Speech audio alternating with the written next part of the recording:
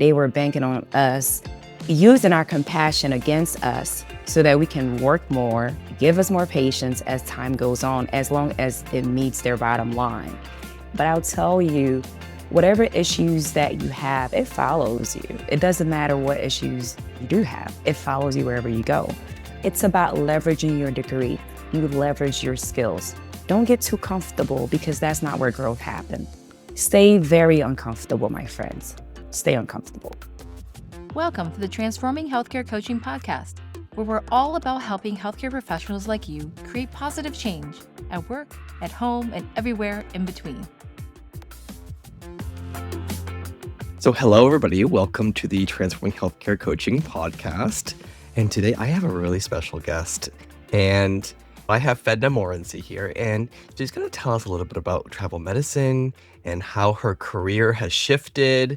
And I just want to tell you a little bit about Fedna really quick. So she's a seasoned PA, so a physician assistant. She's an entrepreneur. She's a dedicated advocate for financial empowerment. She's been a PA since 2014. And in 2018, she boldly transitioned into the world of Locum Tenens. So if you're not familiar with this, we're going to talk more about it. And she leverages her clinical experiences to build a career defined by flexibility and travel. She leverages her diverse experiences, and she created the Travel PA course. And I'm so excited to talk more about this later. And the Travel PA, Your Way to Wealth community. And these are platforms designed to guide professionals through the unique opportunities of a career as a travel PA. And Fedna, you're deeply passionate about bridging the wealth gap and helping healthcare professionals maximize their return on investment of their and our hard-earned careers through negotiation. So career strategy and thinking outside the box. And so, Fedna, tell us a little bit more about yourself and what made you want to come onto this podcast. Yeah, thank you. Thank you for having me. I really appreciate it. I'm happy to be here and share my experience. And I hope that it can inspire somebody to make bold moves to advance their career and be a trendsetter. So when I went to PA school, it was never in thoughts of, oh, this is going to be an investment that I'm going to make, and thought along the lines of investment. When we think of investment, it does not necessarily have to be monetary. It can be about time, family, just that word itself. It can go so many different directions. I think all of us, at least me, when I went into it, I wanted to change the world. I had compassion for people. And I think the system was banking on that. They were banking on us, using our compassion against us so that we can work more, give us more patients as time goes on, as long as it meets their bottom line. And the more I progressed into this career, I got frustrated that the people who are not seeing the patients, who are not face to face with the providers on a regular basis, or the patients, and seeing how what we do, how we do affects them, it pissed me off. I'm like, why are you guys getting paid so much? It doesn't make any sense. So along the way, I'm like, I love what I do in terms of taking care of people. I love being a clinical PA. That's my thing. But something had to change, because I didn't understand why promises were made to forgive our student loans. And we had to spend time that we can never get back in order to fight the system to get our student loans paid off. So things like that, it just makes me think, all right, time is something that I cannot get back. Time is something we all cannot get back. We are in this profession that we like or love, but now we're getting compassion fatigue. We don't have enough time for our families. We don't have enough time to pursue other passions. Why is that? And I think in PA school, I had to come to terms that it was my decision to go to PA school, because I knew what it was for. I went in it because I like to work with people. I like healthcare. I want to play a part in people's health. But I had to start to think differently. So nowadays, what I tend to say is, if you want to change your life, you got to change your mind. And everything starts with mindset. I have this degree. How much did I pay for this degree? How much can this degree earn me while I continue to serve the patients? And what can I do with it? So I had to think about leverage. We get reimbursed by insurance. We need to ask more questions about billing. Listen, my first job, they would not share that information with us. I mean, could you believe it? I work for you, but I can't see the billing and collections so that I can advocate for myself. That's kind of grimy, right? Like when you think about it. But that was an era where people were not setting up for themselves. It was pre-COVID. We just took what was given to us.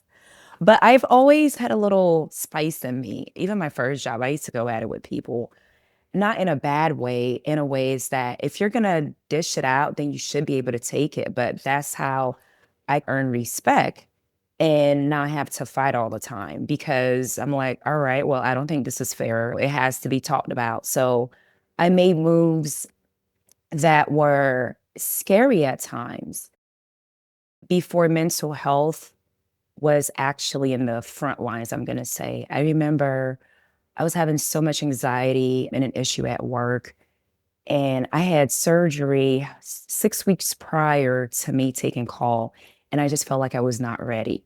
We picked up another facility, making it 4 facilities total between 1 PA and 1 surgeon, and my knee was not gonna be ready. I did not have full range of motion. I just wasn't ready. I was having like a mental breakdown.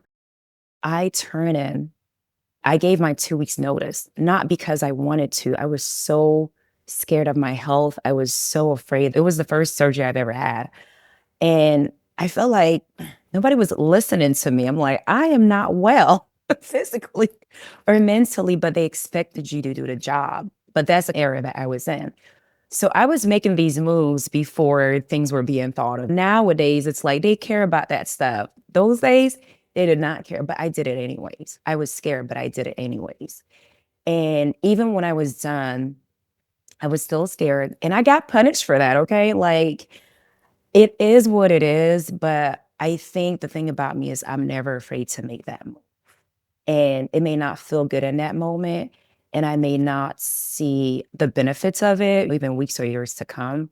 But let me tell you, that same job, I left about 5 years later, all the PAs left. I think they still have 2 of the same PAs, but no, it was a toxic environment, and it made me feel, like, validated, I'm gonna say. It made me feel good.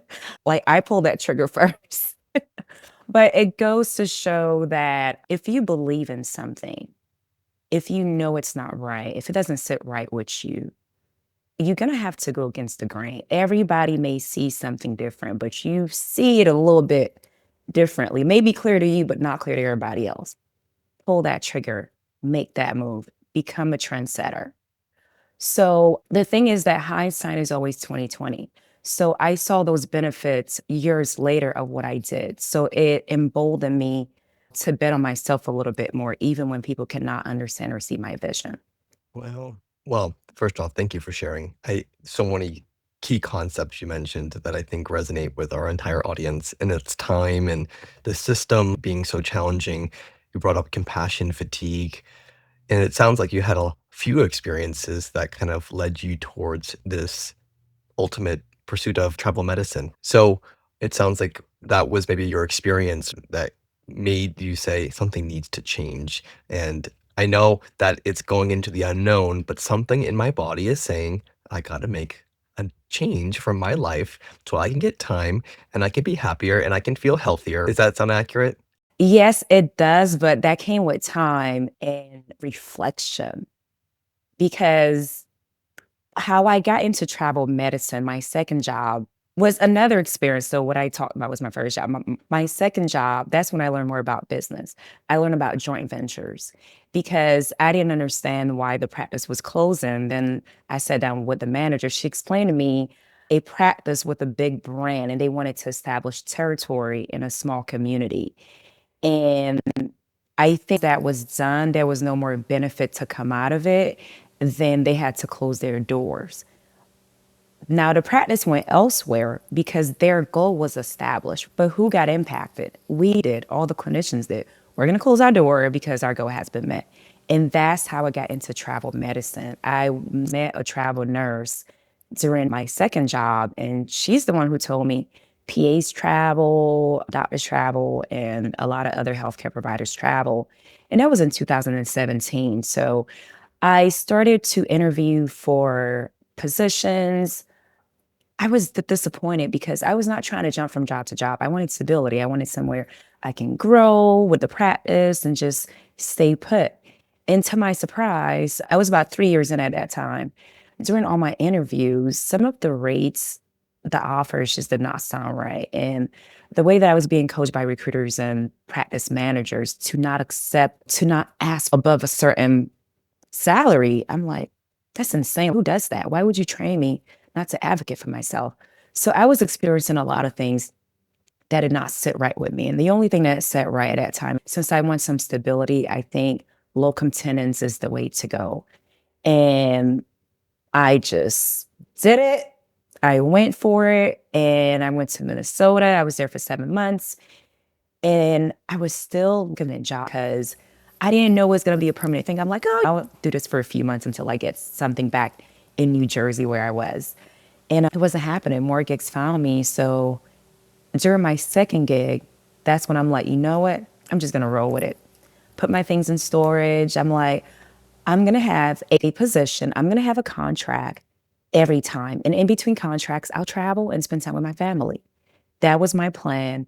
And that's exactly what happened. I changed my mind to change my life. I said it has to be done. And you know what? Opportunities found me, or my brain worked in a way to create my own opportunities. I love how your experiences have shaped who you are. So you had the experiences, it sounds like a W-2 employee, going through some of the challenges that many of us face being in healthcare as clinicians. Then learned a little bit about the business side of things, met somebody who had a different experience with medicine, the travel assignments, and then took this bold move to say, huh, I value stability. I value advocacy for myself. And you took that bold move and you didn't know, right, where it would take you. For some people, that bold move could say, ah, maybe that wasn't right for me, but at least you tried it and it's worth celebrating. Or it's that opportunity of a lifetime that has now said, this is for me. I love this. I want to do this. And it sounds like that's how it took up for you. Yeah, it really did. And so, what were these voices that you had, both internal or external, that tried to maybe talk you out of it? And what did responsible or safe or stability look like for you at that time? Yeah. I worked with a recruiter who was very reliable. I built a relationship with them. And I think the key to success is relationships and your network. Matter of fact, when I wanted to do travel medicine, travel PA, I met a group at the AAPA in 2016 in Vegas, and I had that card. So when I was done with my first gig, I went home. I'm like, I got to find this card. I got to hit up the people. I had the card. I hit them up, and they helped me get my next gig. And I built a relationship with that recruiter, and I still have that relationship with them today. So it's the relationships that I had, and I have nothing to lose. I saw how much I benefited from the first gig. I was able to experience a different way of life, a different way of thinking. And I was also able to see, I'm like, okay, PA, which is me, and PAB are both PAs doing the same jobs, except I'm a traveler, they're permanent. I'm making way more, I have more time. The benefits was just too obvious. I was making the money to help pay the bills because it was like 4 months I didn't have a job for my permanent job before I transitioned to travel. So I had to play catch up. I had to start doing things differently with money. I had to take a look at money differently. So once I decided to make that bold move, I just started to look for opportunities. I had time because I was a guest at somebody's hospital. So my anxiety level wasn't the same as somebody permanent. They kept extending my contract and kept extending it. I'm like, I'm just gonna roll with it. All those experiences, what I was seeing over time became a good problem to have. Everything I did, I took advantage of whatever opportunity was given to me because they were grateful for having somebody present to actually help with the load. So I was seeing not even a monetary benefit only, I was also seeing mindset, relationships, and networking. The places I went to, the people I met, I'm still friends with them till this day. We exchange information. It's invaluable. I can really say that. Just the people alone, I would say the relationships has been the key to my success and learning how people live differently and how they think differently because I'm traveling all over the country. In fact, now, how did you support your well-being throughout this process? When you go from a permanent job, some people are working 9 to 5, certain specialties, you may have some varied schedule, but at least several months in advance, oftentimes with the unpredictability, whether that contract was gonna be extended, if you were gonna go somewhere else, how did you balance your life and the things that are important to you, family, friends, time, exercise, nutrition in that process? Well, I had more time to exercise, which was good. I had more money to afford better food. It's easy for me to make friends, so I made friends, and my friends are very supportive. They love that I travel so they can come and visit me. So I don't have like a really close family, but I was able to afford to fly my mom and my sister out to spend time with me. So things I was not able to do before, I was actually able to do that. Again, the friends that I have, they're very supportive. My phone was always available. They always call me. I would travel to see them. I mean, listen, they love to come and visit me because I was just all over the place. That really helped out a lot. But I'll tell you, whatever issues that you have, it follows you. It doesn't matter what issues you do have, it follows you wherever you go. So it made me realize if I had an issue with family or whatever, with money, the way that I thought, I'm like, man, just because I move, it doesn't mean everything else is going to move in a positive direction with me. So I had a time to sit down and evaluate where I wanted my life to go with relationships, with money, with student loans. That's what it did for me. It made me think differently. I think sometimes we think if we make that move, then everything else in our life is going to make that move as well. That's not how it goes. It starts here first, starts in your mind. That mindset shift that you had to make those bold moves, you got to apply the same mindset shift to other aspects of your life. The nutrition was amazing because I was able to afford better things. My support system were great. I didn't have any issues there. And it's easy for me to make friends. So whenever I travel somewhere, it was easier to make friends when I went somewhere I like San Francisco and Connecticut. Some of the other places where I would say they're not really places for single people. So I'm like, yeah, I'm not going to go there again. So I was able to experience some things like, okay, I can do this again, but this particular region, we don't want to go there.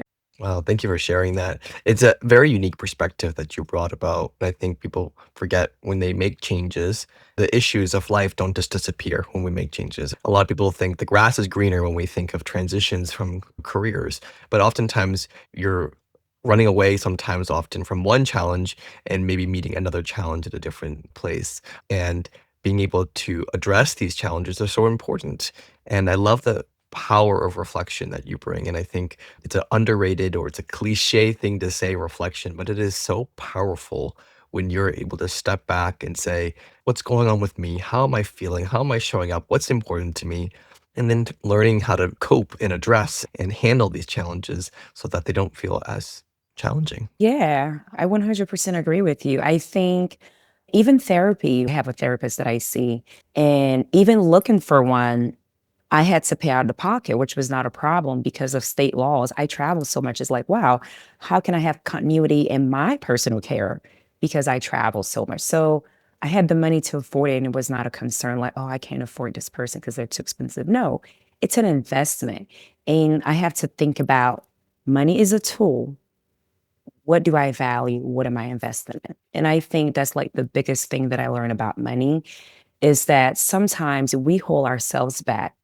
We would prevent ourselves from making $100,000 more because we're not willing to invest $10,000.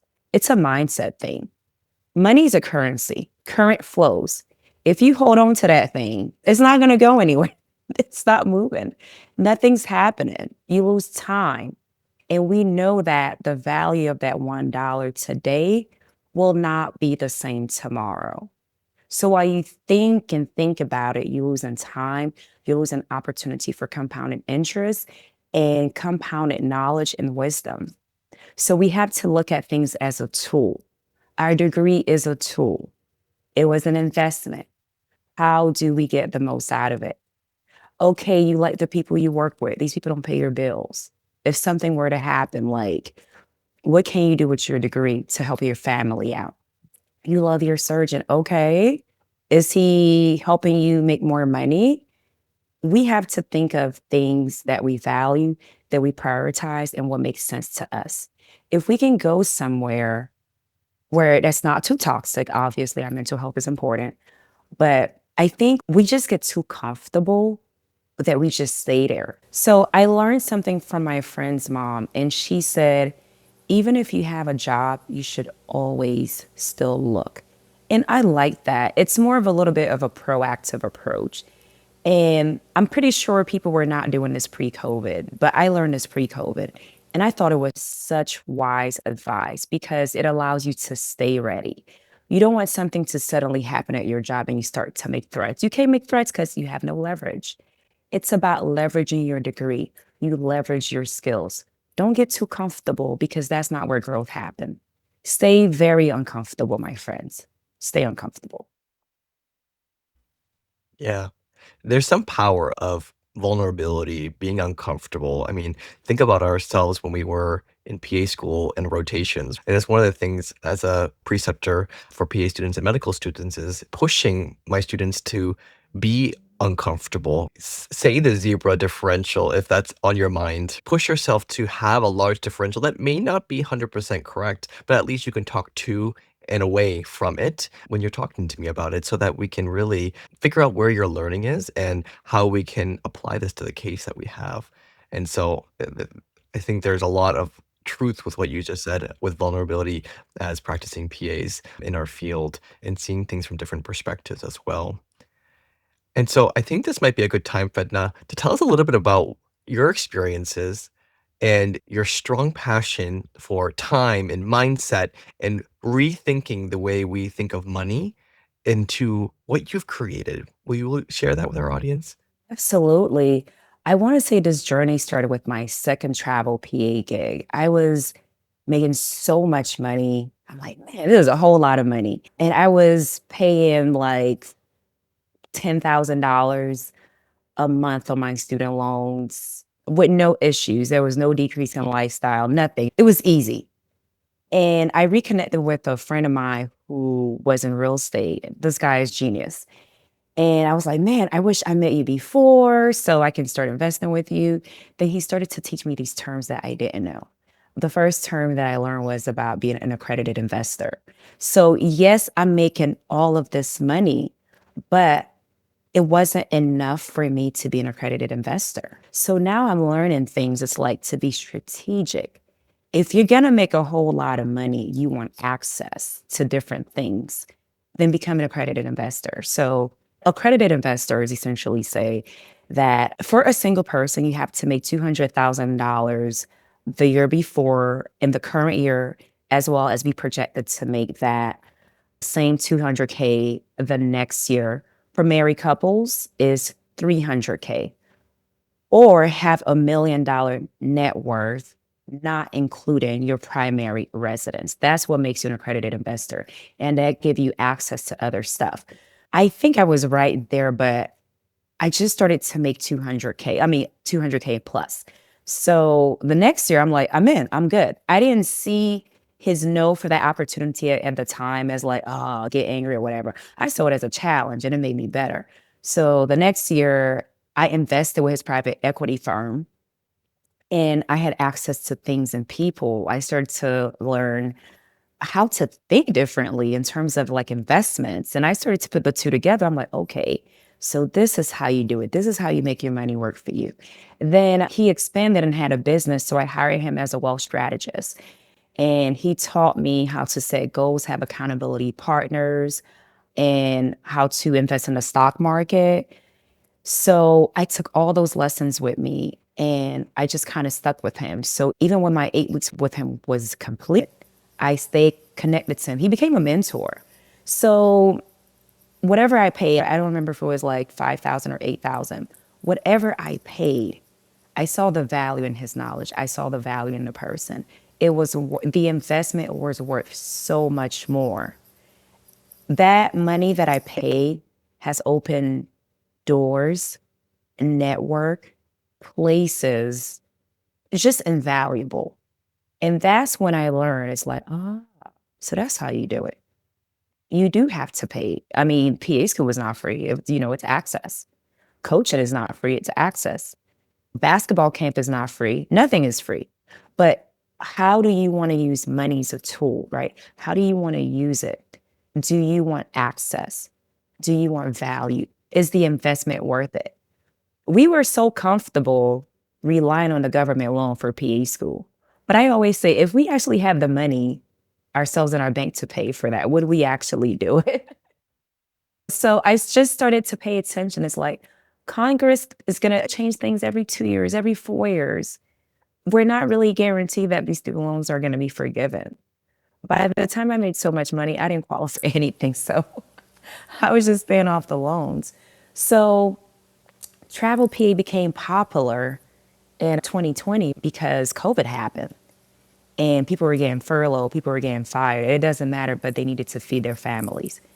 They had no choice but to get up and get a job and do things. They had to be creative. So you see how tragedy just makes everybody so uncomfortable. But there's beauty in it. It made you creative. It made you get up, do things you would not have otherwise done. But now we're back to comfortable. Yeah, we have to stay uncomfortable because that's where the creativity is. So COVID happened and I was still experiencing a lot of things and people were asking me for the course. My friend was like, you should create a course. I created a course. I created a course because we need to think of strategy. People would ask me very specific questions. But if you have a strategy that can work for you and your lifestyle in that season of in your life, I think it's better than me saying, you should work with this agency. Because guess what? Next year is going to be another agency, and another agency. I don't know who's going to go out, who's going to come in, who's going to be the best. But at least I am teaching a system that you can take with you at any point in time. So you have to ask yourself, is this worth it for me? And the course itself teaches you how to make the money. I have an accountant in there that teaches you how to keep more of your money. We talk about the W-2, 1099. I have somebody in there who talk about protecting your assets. There's somebody in there who talk about community. My fellow travel PA, we talk about how if we need a gig, we'll call each other or just pass down information. Community matters wherever you go. And I think travel PAs need community as well. I brought in a psych PA to talk about some of the issues that you can have when you travel, when you're like in a remote location. And then I bring somebody in there to talk about generational wealth, talk about his experiences, how my investment started with real estate, Broadway, sports. I'm a sports owner, by the way, like a sports team on a soccer team. So about how to start early. So that's how it started. People were asking, it made sense to me, but I didn't just want to give like a cookie cutter answer. I wanted to make people think and help them create a system for themselves and understand that I am teaching how to make $10,000 more, $20,000 more, $30,000 more, not just one time, but all the time. So all the mindset things, all the strategies that I teach, what I want people to take from it is you're not just taking this and applying it this time. You can even apply it to your permanent job because the information is valuable. So it sounds like this community is built for those who are interested in tribal medicine, but also if you're in tribal medicine, you brought up the power of a community, which I think is becoming the newest trend, I think, in the entrepreneurial world, and for good reason. Community is so important. And some people have community through church, through colleagues, through friends, but sometimes that community can get lost as we start to make changes in our lives and maybe we're traveling, which is even harder. So if you were part of like a church group or some local community running group, whatnot, now you're in a totally different area. And that connection is so important for just our wheel of life, our dimension of social health. So what are you hearing so far in that community? What are people saying about it? So my travel PA Your Way to Wealth community are for travel PAs because everything we talk about there, unless you've taken the course or a travel PA yourself, is going to be confusing. And then the standard is not going to be a little bit different because, for example, I've had somebody in there who signed up for the course, they haven't completed the course. And I can tell just because the things that we talk about, the mindset is different. People value the information, they value the connection, they value just having other people there with different point of views. I think the thing that they love about more is the mindset. I had a session on mindset. So we do like Zoom calls twice per month where I invite another PA or another professional to talk about money, to talk about wealth. Because we know, yes, we're making this money, but we all know it's how much you keep because people can make money and just waste it, right? So, how do we use this thing now? You have time for yourself because in travel PA, you can work how much you want to, it's totally up to you. So, we bring people in, and one of the things that they loved the most was the mindset. I think mindset is underestimated and undervalued because this here, your mind is so powerful and we don't think about it enough. And that was one of the sessions that they absolutely love. The other thing that I love that they love about the communities, we get to share information like membership reward cards. We can share that information. We share who's our accountant. We share about which prices are reasonable. We share gigs. We share information. People want to get a referral bonus. Drop that gig in that community, get you a little money, help you out. So they love the community. And to be honest with you, you're correct. No matter what happened in life, we're going to have different communities. In PA school, we had the same class for 2 years or 3 years. That was your community for that time. Then you went on and have a community at your job or back to your regular life. But you're right, things are going to change in different seasons. So you're either going to become part of a community or you're going to create the community for others. I love that. I love that. I love that you created a community for people who share similar experiences to you and using your experiences and your passion for mindset, money mindset, travel mindset, taking control and advocacy for yourself in a very powerful way. And so if somebody's here listening to this episode and they're feeling stuck or curious about other options, about whether travel medicine's for them, investing is for them, but not sure where to start, what's that first step that's actually within their control right now? First step is networking. It's within your control. You can go to hashtags on Instagram or LinkedIn. You can DM me, DM other travel PAs or recruiters. And I'm also currently I'm developing a tool, which this tool is amazing. I'm developing a tool and it's a strategy tool. You basically go on my website and there's a strategy tool. And what you do is you click on it and it's going to ask you, where are you in your PA career? So it's like from 0 to 2 years to 5 years or 5 years plus. And then based on your answers, it's going to tell you the next move that you should make. I can't wait to see that tool. I'm excited about it. And to let our listeners know, in the link in the bio, you'll see links to Fedna's course and community if you want to learn more. And then hopefully, maybe by the time later on, this tool will be available to you because that sounds pretty interesting. That projection of It is, yes. And I do have free things on there as well, where I have a free ebook in there. It's the ultimate guide to becoming a travel PA. That's really where they should start too, because it kind of go down all the things, everything that people ask about, where to look, 1099 and W-2, all those information that people would want to know. I would say start with that tool and then the network as well. So go on the website, download the free ebook, check out the course, and that tool is coming up. Okay, I'm very excited about it. And they can find me on social media as well. So yeah. Thank you for sharing that. I think that sounds like an amazing first step for those who are considering a different way forward, or maybe you're not considering, but maybe, as you had mentioned, Fedna, from the advice you got from somebody, it's always good to have other job prospects in mind. So, thinking about what a travel PA assignment could look like for you by just looking, investigating, see what it's like, and see if it's right for you. And so, Fedna, what do you wish somebody had told you before you made this leap into travel medicine? What would have made this transition easier or maybe a little bit less scary for you? I think it would have been great to normalize it. Like, this is part of medicine. Did you guys know there's a such thing called locum tenens, where healthcare providers go and provide access to care? And you have to tie in people's passions with what they're already doing. If you love rural community, you can travel. Listen, they always need people. You can go there. You're still making an impact. You're providing access to care as a PA. Now, if you're young or single with no kids or an empty nester and you love to travel, this is absolutely one of the best tools. So I wish it would have been normalized. But let me tell you something. It's the future and the future is here. It's only growing. Compact licensures around the corner. The PA profession is popular. There's so many different pathways you can take as a PA. And I've been more in contact, or a lot of early career PAs have been in contact with me. And some of them are like packing up their stuff and they're going traveling. I love that. I love the boldness.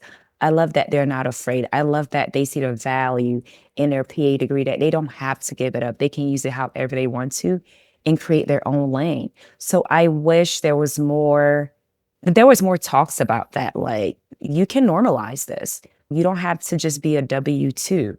We would talk about business and medicine, I think, in the beginning would have been nice to know more about so that we can know what our options are.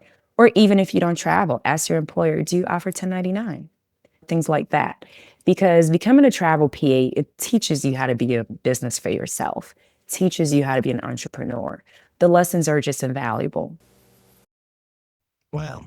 Thank you for sharing that. So it sounds there are just so many endless options. And the first step is just really just to start exploring and just getting curious. I think getting curious, if that's part of your mindset, as you mentioned earlier, being curious, you never know where this will take you.